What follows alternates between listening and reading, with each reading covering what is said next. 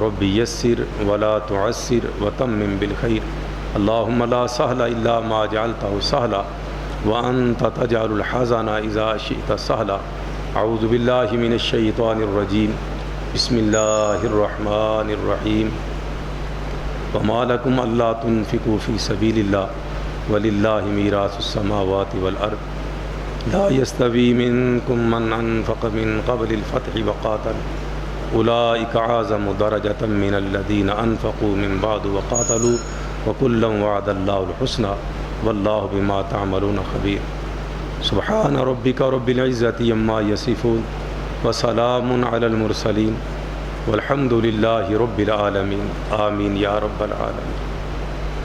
اللہ احکم الحاکمین کی حمد و ثنا جس طرح مالک کائنات خالق ارض و سما کی شان کے لائق ہے، درود اور سلام میرے اور آپ کے مطاع پیشوا رہنما امام الانبیاء خاتم الانبیاء جناب محمد الرسول اللہ صلی اللہ علیہ وسلم کی ذات گرامی پہ اور رہتی دنیا تک آنے والے تمام مومنین مومنات مسلمین مسلمات پہ اللہ احکم الحاکمین کی رحمت کی برکہ نازل ہو۔ پچھلے 2 خطبات گزر چکے ہیں۔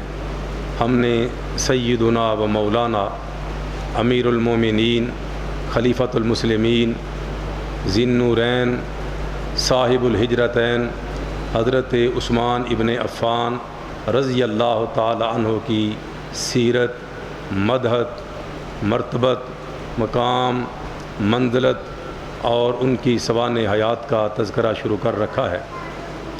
حضرت عثمان رضی اللہ تعالی عنہ کی جس طرح میں عرض کر چکا ہوں جناب محمد الرسول اللہ صلی اللہ علیہ وسلم سے گہری رشتہ داری ہے اور آپ صلی اللہ علیہ وسلم کے ساتھ مصاہرت کا رشتہ ہے، یعنی دور داماد بھی ہیں اور نسلی طور پہ بھی آپ صلی اللہ علیہ وسلم کے خاندان کے ساتھ تعلق رکھتے ہیں۔ اور پھر حضرت عثمان ابن عفان رضی اللہ تعالی عنہ اللہ کی رحمت سے مشرف با اسلام ہوئے اور اسلام لانے کے بعد بہت زیادہ اور ان گنت قربانیاں جو ہیں وہ دیں جو اپنی مثال آپ ہی ہیں۔ اسی لیے قرآن کریم نے ایک معیار رکھا ہے ان اصحاب رسول کا جن اصحاب رسول نے اسلام کے لیے قربانیاں مالی اور جانی دیں، ان اصحاب کو رب العالمین نے بعد والے اصحاب سے بھی ممتاز فرما دیا ہے۔ لگاتار یہ تیسرا خطبہ ہے، میں ایک آیہ مبارکہ پڑھتا ہوں اور اس کا ترجمہ نہیں کر پاتا، تو میں آج کوشش کرتا ہوں انشاءاللہ اسی کے ترجمے سے آغاز ہوگا۔ وَمَا لَكُمْ أَلَّا تُنْفِقُوا فِي سَبِيلِ اللَّهِ وَلِلَّهِ مِيرَاثُ السَّمَاوَاتِ وَالْأَرْضِ۔ اللہ تعالیٰ فرماتے ہیں تمہارے یہ لائق نہیں ہے کہ تم اللہ کے راستے میں خرچ کرنے سے رک جاؤ۔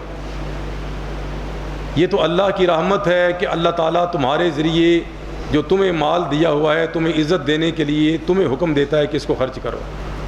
حالانکہ وَلِلَّهِ مِيرَاثُ السَّمَاوَاتِ وَالْأَرْضِ، زمین و آسمان کے خزانے ان کا مالک تو اللہ ہی ہے۔ لا يستوی منکم من انفق من قبل الفتح وقاتل۔ اے میرے نبی کے صحابیوں، اے میرے نبی کے شاگردوں، یہ مال اللہ کے راستے میں خرچ کرنا اور جان کی قربانی دینا بہت عظیم عمل ہے کہ دوسرے آنے والے فتح مکہ کے بعد صحابی بننے والے اللہ کے رسول کے شاگرد بننے والے فتح مکہ سے پہلے قربانیاں دینے والوں کا مقابلہ قطعاً نہیں کر سکتے۔ لا یستوی منکم من انفق من قبل الفتح وقاتل۔ وہ لوگ جو فتح مکہ سے پہلے مالی طور پہ قربانیاں دے چکے، جانی طور پہ انہوں نے نذرانہ پیش کیا، یہ وہ لوگ ہیں، یہ بعد میں آنے والے قطعاً کچھ بھی کر لیں ان کے مد مقابل نہیں ہو سکتے ہیں۔ اولئک اعظم درجۃ من الذین انفقوا من بعد وقاتلوا، یہ عظیم درجے پہ پہنچ چکے ان لوگوں کے مقابلے میں جو فتح مکہ کے بعد جنہوں نے جانوں کے نذرانے بھی پیش کیے اور مالوں کے نذرانے بھی پیش کیے۔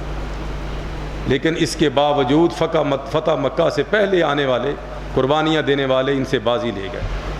وَكُلًّا وَعَدَ اللَّهُ الْحُسْنَى، حالانکہ تمام اصحاب رسول سے اللہ نے حسن انجام کا وعدہ کر رکھا ہے۔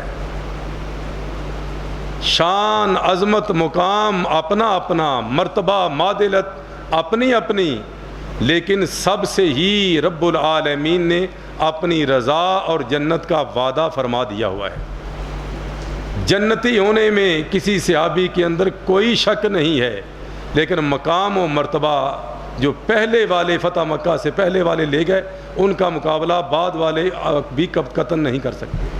تو چاہے جائے کوئی آج کا بندہ آج سے 100 سال پہلے کا یا 200 سال کا بعد، قطعاً یہ ہو ہی نہیں سکتا۔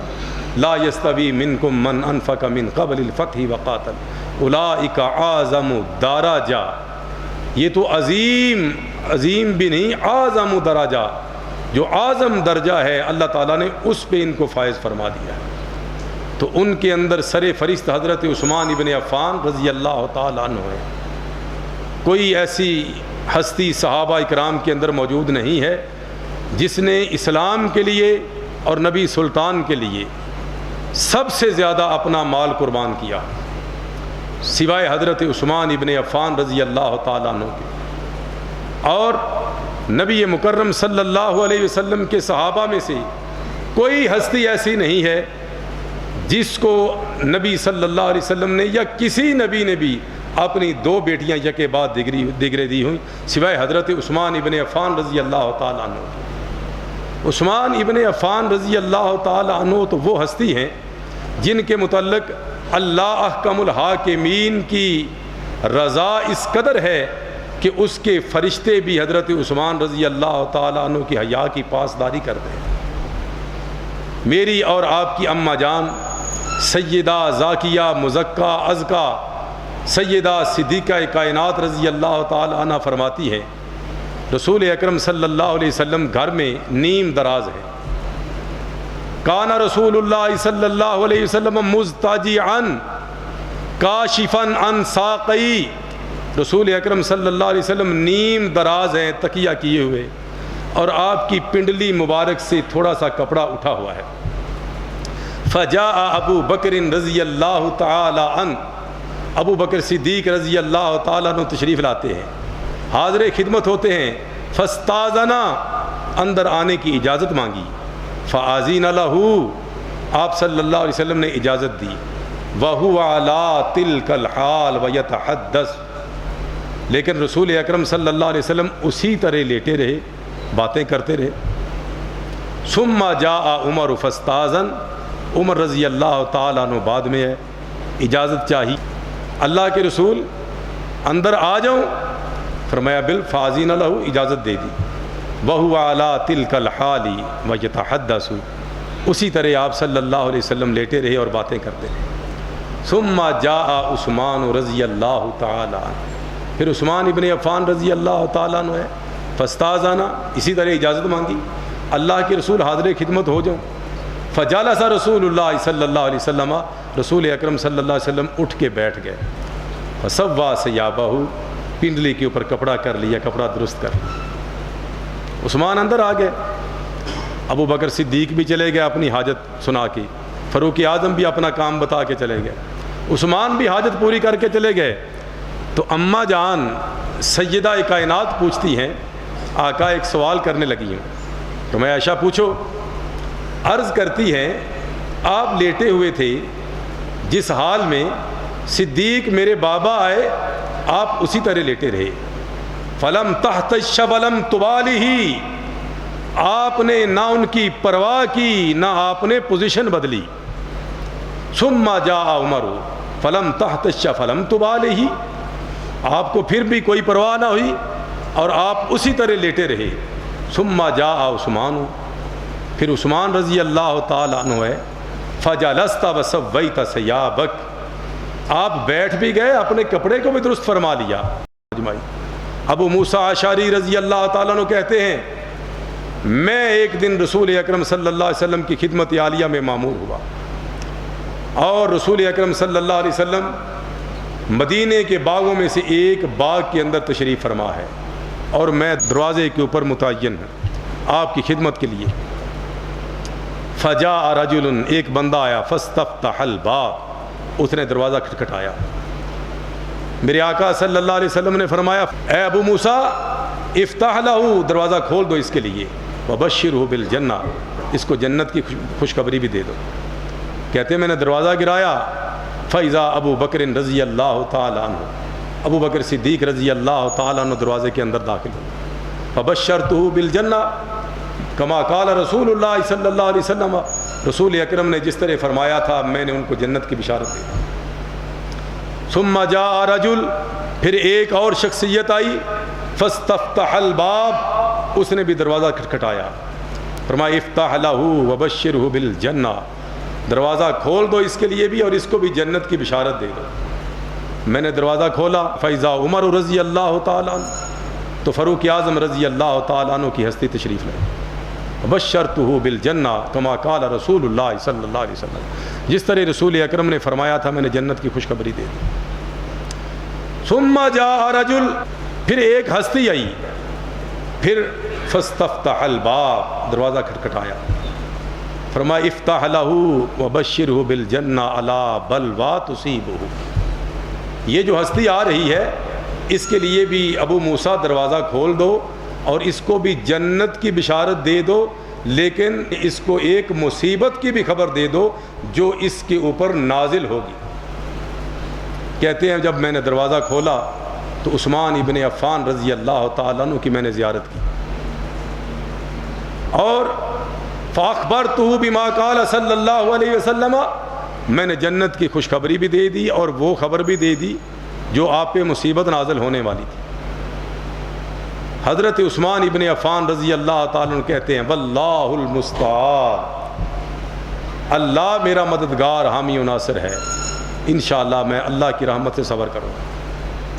یہ حضرت عثمان رضی اللہ تعالیٰ عنہ کو نبی صلی اللہ علیہ وسلم نے یہ خبر دی۔ اور ایک اور حدیث شریف ہے، مرہ بن کعب رضی اللہ تعالیٰ عنہ فرماتے ہیں رسول اکرم صلی اللہ علیہ وسلم کی مجلس سجی ہوئی تھی اور آپ صلی اللہ علیہ وسلم وذاکر الفتن، آپ صلی اللہ علیہ وسلم اپنے بعد فتنوں کا تذکرہ کر رہے تھے، فقربہا، اور آپ فرما رہے تھے وہ بڑی جلدی آنے والے ہیں، بڑے قریب ہیں وہ۔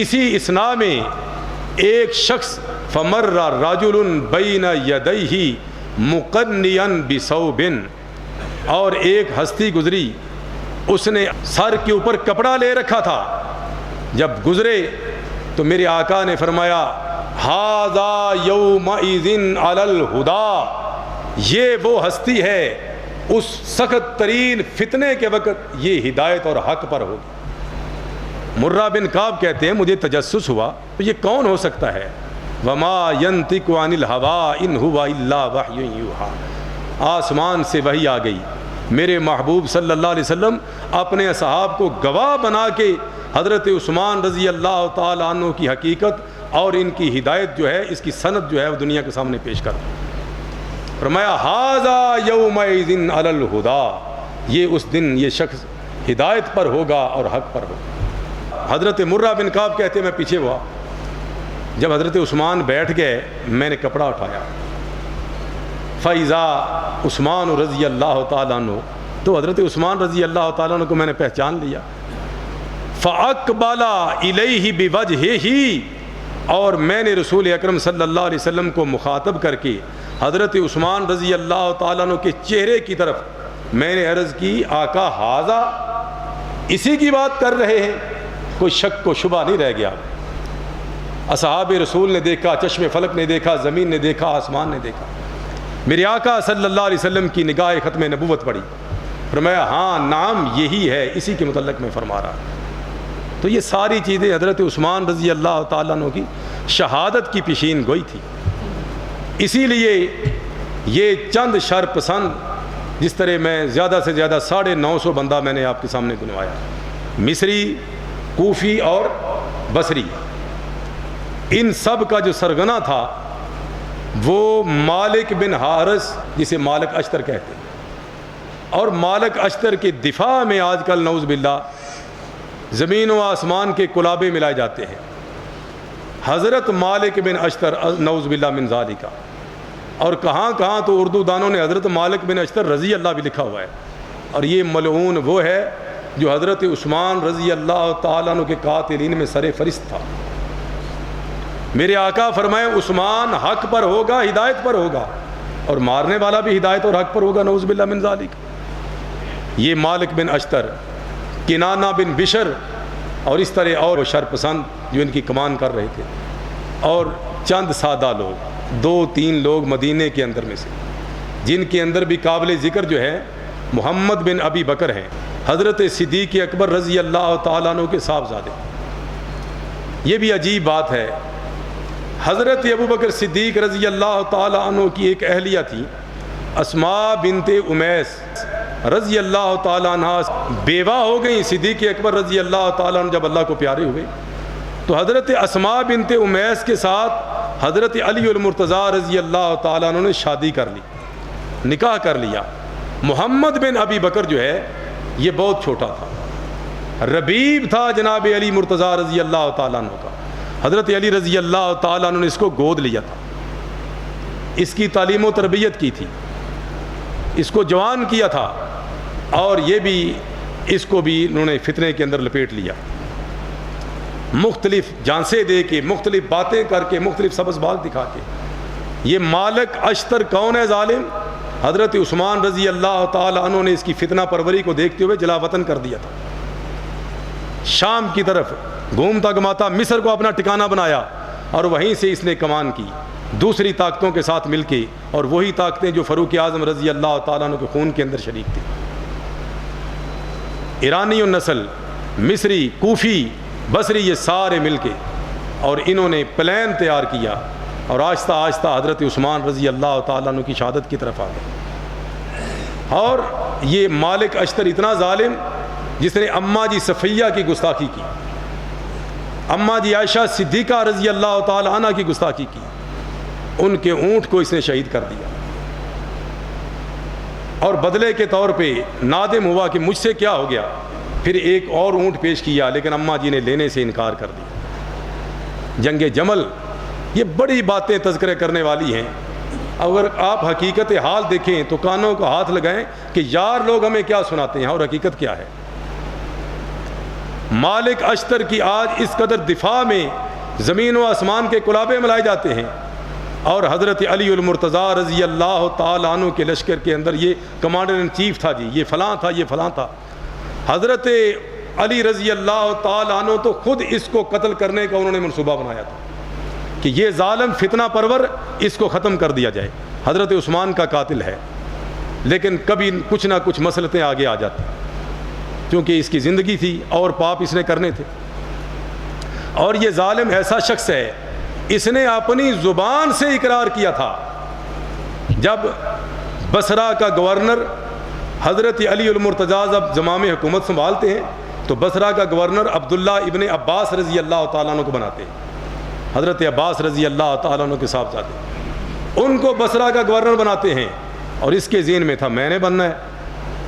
تو پھر یہ ظالم اپنے منہ سے بکتا ہے، اور یہ میں نہیں کہہ رہا، معتبر تواریخ جو ہیں اس پہ شہادت دیتی ہیں، اور وہ تواریخ جو اہل تشیع کے ہاں بھی جو ہے معتبر ہیں، کہ اس نے خود اپنی زبان سے کہا اگر بصرہ کا گورنر میری جگہ پہ عبداللہ ابن عباس نے ہی بننا تھا تو ہم نے کل ایک بزرگ ہستی حضرت عثمان کو شہید کیوں کیا تھا. استغفر اللہ علیہ وسلم. یہ سارا چکر یہی تھا، اور اس بندے نے بڑا ہی ظلم کیا. بلکہ جب صفین کے لیے حضرت علی المرتضیٰ رضی اللہ تعالیٰ عنہ جو ہے وہ لشکر کشی کر رہے تھے، اور اس وقت جس کی طبیعت کچھ ناساز تھی، اس نے کہا کہ گھر کے اندر سارے نخعی ہیں، کوئی اور بھی ہے، یعنی اپنے ہی خاندان ہے یا کوئی اور ہے؟ لوگوں نے کہا کہ اپنے ہی قبیلہ ہے. کہنے لگا یار ہم سے بڑی بھول ہو گئی. ایک ہستی جو پاک باز ہستی تھی، دورہ داماد حضرت عثمان رضی اللہ تعالیٰ عنہ رسول اکرم صلی اللہ علیہ وسلم کا، ہم نے اس کو شہید کیا. خود اپنی زبان سے اقرار کیا، اور اس لیے کہ کوئی اور تو نہیں سن رہا، بات باہر نہ چلی جائے. یہ بات خود نقی تاریخ دانوں نے اس بات کو لکھا ہے. کیا کیا بات کریں. یہ مالک اشتر ظالم حضرت اماں جی صفیہ جو پانی دینے کے لیے راشن دینے کے لیے دفاع عثمان میں آگے بڑھی, ظالم نے گستاخی کی, وہ واپس چلی گئی. سیدہ عائشہ رضی اللہ تعالیٰ عنہ کی گستاخی کی, واپس چلے گئے. حتیٰ کہ جناب علی المرتضیٰ رضی اللہ تعالیٰ عنہ خود پانی لے کے راشن لے کے تشریف لائے, اور ان ظالموں نے ان کو بھی اندر داخل نہیں ہونے دیا اور واپس پلٹا دیا. اور عبداللہ ابن زبیر اور حضرت حسنین کریمین یہ سارے حضرت عثمان رضی اللہ تعالیٰ عنہ کے ہاں پہرے دار تھے, اور یہ مٹھی بھر لوگ تھے. حضرت عثمان کو بار بار لوگ کہتے کہ آپ اجازت دیں. فرمایا اگر مجھے خلیفۃ المسلمین مانتے ہو تو میرا حکم ہے ان کو کچھ نہیں کہنا, مدینے کو کے امن و امان کو تباہ نہیں کرنا. اگر یہ کرتے ہیں تو ان کے کھاتے میں, ان کی جولی میں یہ جرم ہے. اور میں نے اپنے رسول سے وعدہ کیا تھا کہ اللہ کے رسول میں صبر کر کے دکھاؤں گا, اس لیے میں کچھ نہیں کہوں گا. جمعے کا دن 18 ذوالحج حضرت عثمان ابن عفان رضی اللہ تعالیٰ عنہ قرآن پاک پڑھ رہے ہیں. میں کیا کیا کون کون سی بات کروں. ہمارے خلفاء, ہمارے حکمران کون لوگ ہیں جو خود پوری سلطنت کے حکمران بھی ہوتے اور قرآن کریم کے ساتھ ان کا اس قدر لگاؤ ہوتا. پچھلے خطبہ میں تھوڑی سی جھلکی آخر میں دے گیا تھا. صدیق اکبر رضی اللہ تعالیٰ عنہ زمام حکومت سنبھالتے ہیں تو سب سے پہلے قرآن کریم کو جمع کرنے کا کام کرتے ہیں. فاروق اعظم رضی اللہ تعالیٰ عنہ مدینہ سے نکلے اور عثمان پہ پوچھنے والے نے پوچھا مدینہ کی باغ ڈور کس کو دے کے آئے ہو؟ فرمانے لگے ابن ابی ابزا کو. وہ کون ہے؟ وہ ہمارے آزاد کردہ غلاموں میں سے ایک غلام ہے. کہنے لگے ایک غلام کے ہاتھ میں پوری امت کی باغ ڈور دے ہے. کہنے لگے انہ قاری للقرآن, وہ اللہ کے قرآن کا قاری ہے, اللہ کے قرآن کا عالم ہے, حلال حرام کو بخوبی جانتا ہے. تم کیا سمجھتے ہو؟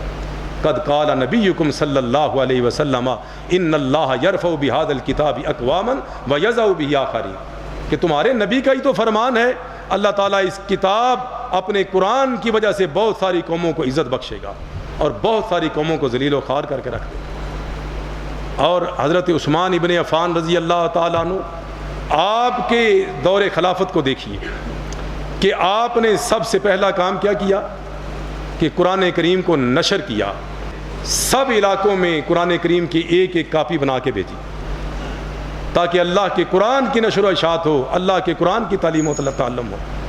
اور خود حضرت عثمان رضی اللہ تعالیٰ عنہ کا انداز کیا تھا؟ جمعے کو شروع کرتے اور جمعے رات تک مکمل کرتے. یہ 7 منزلیں حضرت عثمان ابن عفان رضی اللہ تعالیٰ عنہ کی طرف منسوب ہیں. اسی سے 7 منزلیں بنی ہے. 7 دن کے اندر اندر قرآن کریم کا مطالعہ کرتے ہوئے اس کو اختتام کرتے. اور آخری وقت آپ دیکھ لیجئے قرآن کریم نائلہ رفیقہ حیات ہے, مجھے وہ لباس دو جو میں نے آج تک نہیں پہنا, صاف ستھرا نیا لباس پہنا, اور لباس پہننے کے بعد قرآن پاک کھول دو. قرآن پاک کھولا, تلاوت شروع کر دی. کوئی کہتا ہے 10 دن پانی بند ہوا کربلا کے اندر, کوئی کہتا ہے 3 دن ہوا, کوئی کہتا ہے 1 دن ہوا. ہمیں کسی سے کوئی اختلاف نہیں, وہ بھی میرے ہیں, یہ بھی میرے ہیں. ہمارے تو سب اہل بیت بھی ہمارے ہیں, اصحاب رسول بھی ہمارے ہیں, اور اس کا تو اہل بیت سے ڈبل رشتہ ہے یار. اور اہل تشیع نے بتایا کہ 40 دن سے پانی بند ہے. شیعہ مورخین لکھتے ہیں 40 دن تک حضرت عثمان رضی اللہ تعالیٰ عنہ کو کھانا پینا بند رکھا. کتنی مظلومیت ہے یار. پھر طاقت بھی ہے, ادھر 72 شہید ہوئے اور 7 طاقتیں نہیں تھیں, قوت نہیں تھی, مظلوم تھے بیچارے, اور ادھر پوری طاقت ہے. امیر المومنین کے ایک اشارہ ابرو پہ زمین و آسمان تہ و بالا ہو جاتا. اور آپ دیکھتے ہیں کہ وہ تلوار جو دشمن الہی کے لیے چلی تھی وہ اپنوں کے لیے کیسے چلتی. اس قدر مظلومیت میرے لیے کوئی تلوار نہ اٹھے, ورنہ میں روز قیامت بری و ذمہ ہوں گا. حسنین کریمین کو کہا قسم ہے تمہارے نانا کے رب کی, واپس پلٹ جاؤ. میرے لیے نہ لڑو، اللہ کے دین کے لیے لڑو۔ اور یہ ظالم اندر آ گئے، محمد بن ابی بکر، جن کو ورغلا کی کہ یہ تمہارے حق پہ ڈاکہ ڈال رہا ہے، وہ ادھر لی ادھر لی سنا کے لے کر آئے۔ محمد بن ابی بکر نے حضرت عثمان ابن عفان کی داڑھی پکڑی۔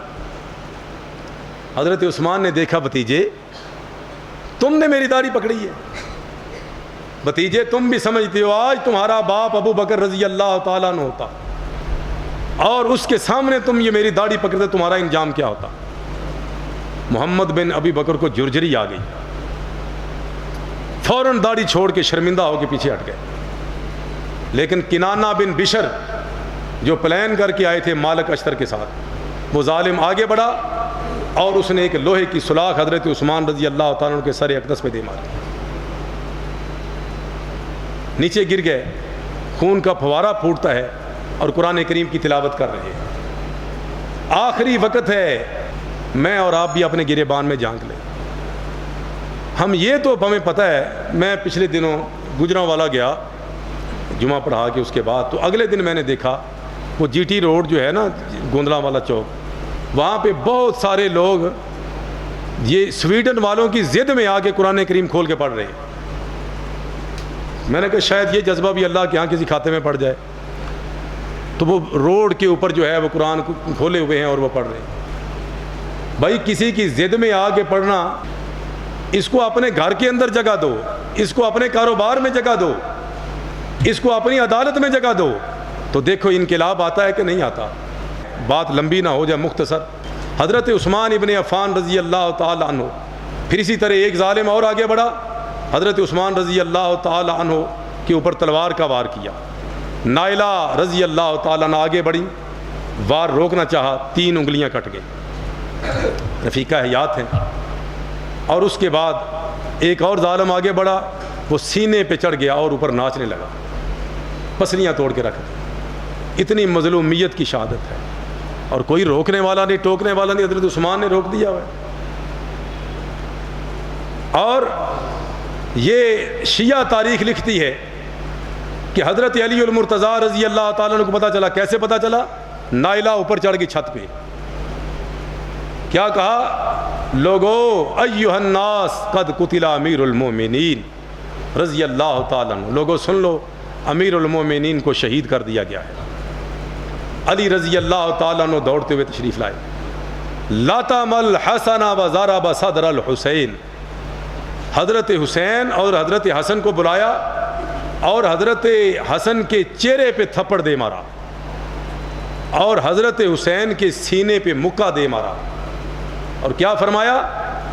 کیف قتل امیر المومنین وانتم علی الباب، کیسے تمہارے چچا امیر المومنین عثمان شہید ہو گئے جبکہ تم دروازے کے اوپر تھے؟ وہ افسوس سے کہنے لگے، ابا جان یہ پیچھے سے حملہ آور آئے، ہم دروازے کے اوپر متعین تھے۔ تو یہ وہ حضرت حسنین کریمین ہیں رضی اللہ تعالی عنہما، جن کو حضرت علی المرتضیٰ رضی اللہ تعالیٰ عنہ نے کبھی جھڑکا بھی نہیں تھا، اور کہتے تھے میں اپنے بچے سمجھ کے احترام نہیں کرتا، نبی مکرم صلی اللہ علیہ وسلم کے نواسے سمجھ کے ان کا احترام کرتا، فاطمہ جگر گوشہ بطول کے بیٹے سمجھ کے ان کا احترام کرتا۔ لیکن یہاں غصہ آ گیا کہ تمہارے چچا شہید ہو گئے۔ بہرحال بے گور و کفن لاش پڑی رہی، دفنانے نہیں دیا جاتا۔ آپ اندازہ کریں کس قدر مظلومیت کی شہادت ہے، کیا کیا بیان کریں۔ اور آخرکار چند لوگ اٹھے اور جا کر بقیع الغرقد کے آخری سرے پہ جا کے دفن کیا، اور جنازہ جا رہا ہے اور یہ ظالم گلیوں بازاروں کے اندر پتھراؤ کر رہے ہیں، جنازے کے اوپر پتھر مار رہے ہیں۔ یہ کس قدر ظلم اور زیادتی کی بات ہے۔ اور یہ نہیں تھا کہ ان کو اقتدار اختیار نہیں تھا، سب کچھ تھا، اس سے بڑی مظلومیت کیا ہو سکتی ہے؟ لیکن اس کے بعد پھر فتنے کے دروازے کھلتے چلے گئے، کھلتے چلے گئے۔ اللہ تعالیٰ مجھے اور آپ کو سمجھنے کی توفیق عطا فرمائے، صحیح اور حق بیان کر کے سنا کے اس پہ عمل کرنے کی توفیق عطا فرمائے۔ آخر دعوانا الحمدللہ رب العالمین۔ حضرات گرامی، ہمیں سویڈن کی اس گستاخی پہ کڑنے کی بجائے اس کا مثبت جواب دینا چاہیے، اور وہ یہ ہے کہ ہم اپنا قبلہ درست کر لیں۔ قرآن کریم کے ساتھ دوبارہ تعلق اور ناطہ اور رشتہ جوڑ لیں۔ ابھی تو ہمارے گھروں میں قرآن کس لیے ہے؟ ایک مقدس کتاب، بس بیٹی کو رخصت کیا تو اس کی چھاؤں میں بیچ دیا۔ وظیفہ، کوئی کاروبار نہیں چلتا تو وظیفہ پڑھنے کے لیے، کوئی فوت ہو گیا تو ختم شریف کے لیے، ایک دو باتیں اور ہوں گی، اس کے علاوہ تو کوئی اس کا مقصد نہیں رہ گیا، جبکہ یہ اس کا اصل مقصد نہیں تھا۔ ہدی للمتقین ہدی للناس، اس کا اصل مقصد کیا تھا؟ اصل اس سے رہنمائی لینا، اس سے ہدایت لینا، اس کو سمجھنا، مطلب سمجھ کے، مفہوم سمجھ کے اس کے مطابق زندگی گزارنا، یہ ہے اس کا اصل مقصد۔ اللہ سے میں دعا کرتا ہوں، آپ بھی دعا کریں، قبولیت کی گھڑیاں ہیں، اللہ تعالی ہمیں اس کو صحیح طرح پڑھنے کی، پھر سمجھنے کی، پھر اس پہ عمل کرنے کی توفیق عطا فرما دیں۔ اس قرآن کو سینے سے لگا لیں اللہ کی قسم، تو ساری چیزیں جو ہیں پریشانیاں ختم ہو جائیں۔ اس قرآن کے مطابق جو ہے زندگی بسر کرنا شروع کر دیں۔ ہم اپنے گھروں سے شروع کر لیں، اس کے اثرات ہوں گے انشاءاللہ آہستہ آہستہ پورے ملک میں، پوری دنیا میں پھیل جائیں۔ وہ کفار، وہ دشمن دین، عرصہ دراز تک انہوں نے اپنے معبد خانوں میں جو ہے وہ اصحاب رسول، جرنیل صحابہ کی مورتیاں بنا کے رکھی ہوئی تھیں، جہاں وہ مشرک لوگ سجدہ کرتے تھے اپنے ان مشکل کشوں کو، تو ان جرنیل صحابہ کے سامنے بھی وہ نیچے ہوتے تھے، ان کی عظمت کو تسلیم کرتے ہوئے ان کے سامنے بھی سجدہ ریز ہوتے تھے، اور کہتے کیا تھے کہ یہ وہ لوگ ہیں، یہ عظیم ہستیاں ہیں کہ جنہوں نے بغیر وسائل کے، نہ ہونے کے برابر وسائل تھے۔ ہم کیا رونا روتے ہیں؟ ہم اس پوزیشن میں نہیں ہیں بھائی، اس پوزیشن میں اللہ تمہیں کرے گا جب تم اللہ کی بتائی ہوئی پوزیشن کو چھوڑ دیا ہے۔ جس پوزیشن کے اوپر اللہ نے تمہیں مقرر کیا تھا، تم نے وہ مورچہ ہی چھوڑ دیا۔ قرآن کریم والا وہ پریشان تھے کہ ان کے پاس کیا تھا؟ کچھ بھی نہیں تھا، لیکن یہ ملکوں پہ ملک فتح کرتے گئے۔ کتنے عظیم لوگ تھے بغیر وسائل کے، اصل وسائل ان کے پاس تھے قرآن کریم کے، اور قرآن کریم کا یہ وعدہ ہے، جو بندہ قرآن کریم پہ عمل کرنے والا بن جائے، اس کو سمجھنے والا بن جائے، اس سے محبت کرنے والا بن جائے، اللہ تعالیٰ اس کو دنیا کا اقتدار بھی دیتے ہیں اور آخرت کو بھی نجات بھی دیتے ہیں۔ اللہ تعالیٰ ہمیں ایسا بننے کی توفیق عطا فرما دے۔